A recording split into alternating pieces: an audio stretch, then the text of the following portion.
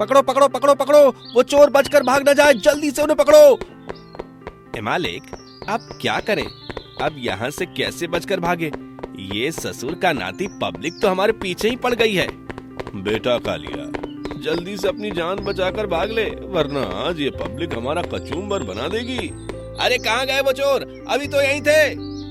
लगता है ये हलकट भाग गए। अगर अगली बार वो मेरे हाथ में आए ना तो मैं एक एक का कचूमर बना देगी। हे भगवान, आज तो बच गया, लेकिन अगर इन लोगों ने मुझे यहाँ देख लिया होता तो मेरी जान ले लेते। मुझे इस शहर से कहीं दूर जाकर छुपना होगा। हाँ मालिक, यहाँ से थोड़ी दूर पर एक गांव है जहाँ पर हमें कोई नहीं जानता। हम दोनों वहाँ जाकर छुप जाते हैं और जब सब ठीक हो जाएगा तो वापस आ जाएंगे। जुगनू एक शातिर चोर था और कालिया उसका चेला था, जिनकी तलाश में शहर भर की पुलिस लगी हुई थी और वो चोरी के इल्जाम में बचते बचाते यहाँ से वहाँ भाग रहे थे। छुपने की जगह तलाशते हुए वो एक गांव में पहुँच जाते हैं और एक पेड़ से पीठ लगाकर बैठ जाते हैं। ये जगह मुझे थोड़ी सुरक्षित महसूस होती है। ऐसा करता हूँ, थोड़ी देर यहीं आराम करता हूँ, उसके बाद सोचता हूँ आगे क्या करना है। लाओ मालिक, भागते भागते आपके पैर में दर्द हो गया होगा, मैं आपके पैर को दबा देता हूँ। अरे वाह कालिया, अगर तू मेरे साथ ना होता तो मेरा क्या होता।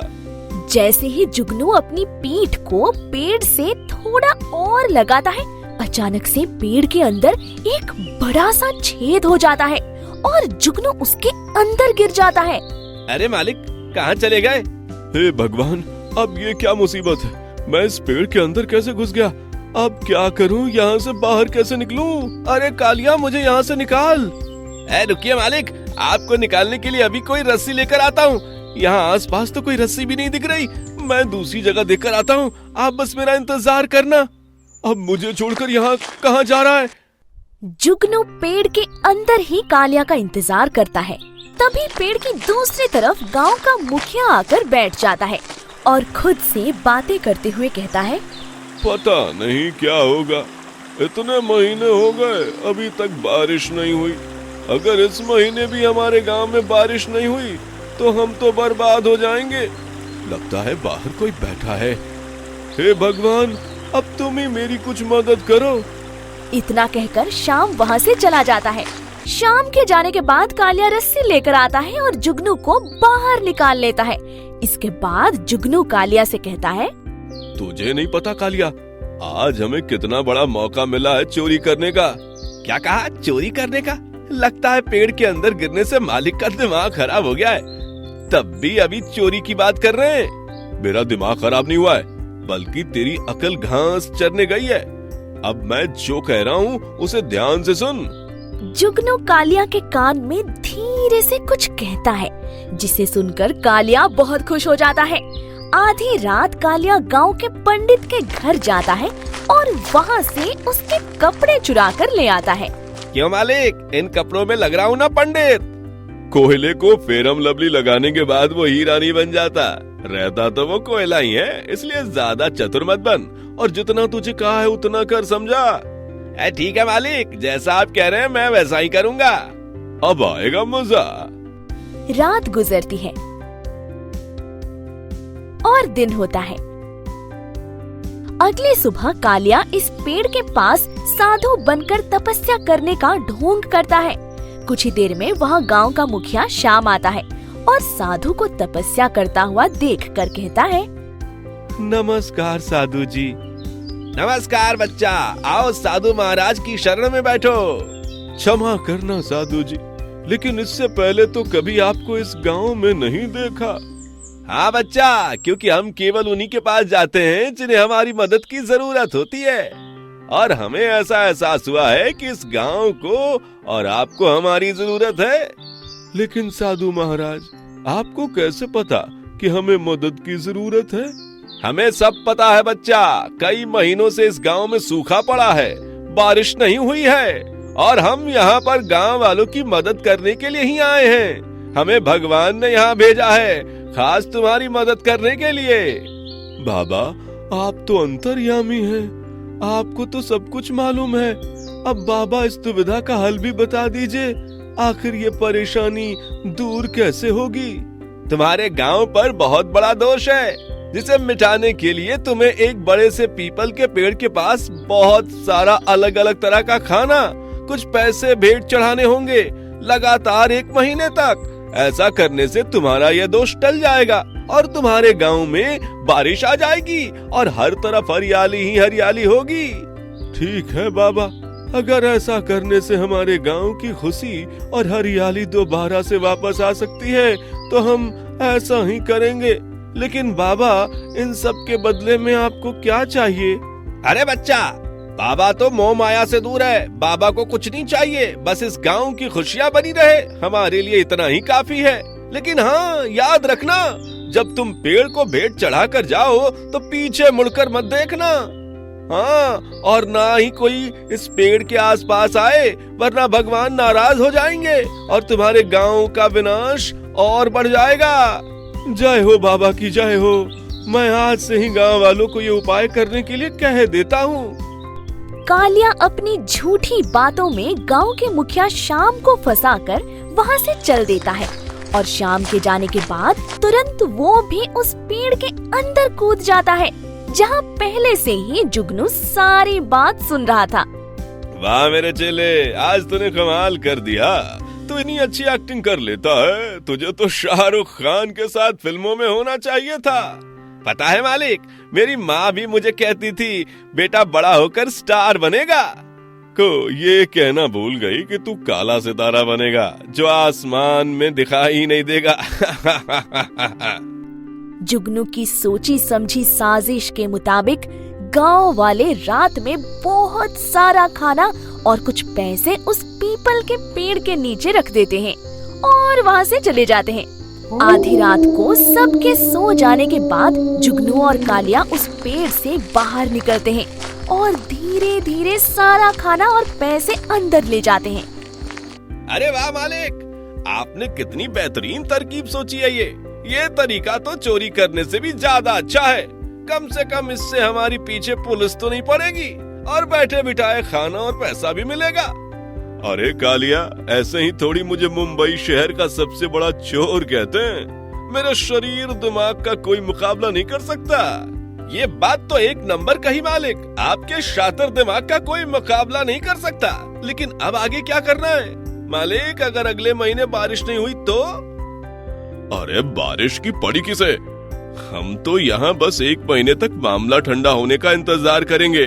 जैसे ही शहर में सारा मामला ठंडा हो जाता है, यहाँ से सारा पैसा जमा करके हम दोनों यहाँ से भी फरार हो जाएंगे। तब तक इस पेड़ में बैठकर ऐश करो। जय हो बाबा की। जय हो बाबा की। यहाँ दोनों चोर ऐश की जिंदगी गुजार रहे थे, तो वहाँ बेचारे भोले भाले गांव वाले इस इंतजार में थे कि 1 महीने बाद गांव में बारिश होगी और सब ठीक हो जाएगा। कुछ दिन ऐसे ही गुजर जाते हैं और एक दिन मुखिया का बेटा राजीव शहर से कुछ दिनों के लिए गांव वापस आता है। नमस्ते पिताजी, कैसे हैं आप? मैं ठीक हूँ बेटा, तुम बताओ, तुम कैसे हो? और बड़े दिनों बाद आए हो। अपने घर परिवार की तुम्हें याद नहीं आती है क्या? याद तो बहुत आती है पिताजी, लेकिन क्या करें, काम भी तो देखना होता है ना। हाँ हाँ, ये बात भी ठीक ही है। लेकिन पिताजी ये तो बताइए, इतना सारा खाना किस खुशी में बन रहा है? आज कोई दावत है क्या? नहीं बेटा, कोई दावत नहीं है। ये सारा खाना पीपल के पेड़ के लिए बन रहा है। क्या? पीपल के पेड़ के लिए? भला पेड़ कब से खाना खाने लगे? जब से बाबा जी आए हैं। राजीव शाम को समझाने की बहुत कोशिश करता है, लेकिन अंधविश्वास का पर्दा गांव वालों और उसके पिता के दिमाग पर ऐसा पड़ा था कि वो कुछ सुनने और समझने के लिए राजी ही नहीं थे। इसलिए राजीव खुद इस ढोंगी बाबा का पर्दाफाश करने की ठान लेता है। बाबा जी की जय।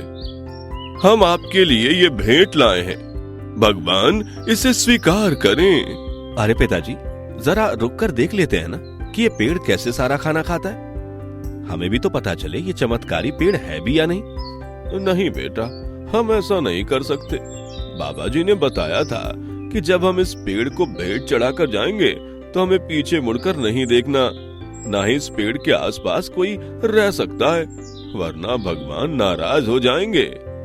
पिताजी, ये सब बेतुकी बातें और मुझे पूरा यकीन है ये किसी ढोंगी बाबा का काम है। राजीव, भले ही तुम इन सब पर विश्वास ना रखते हो, लेकिन अभी हमें हमारे गांव वालों को यही ठीक लग रहा है, इसलिए तुम जिद नहीं करोगे और हमारे साथ चलो यहाँ से।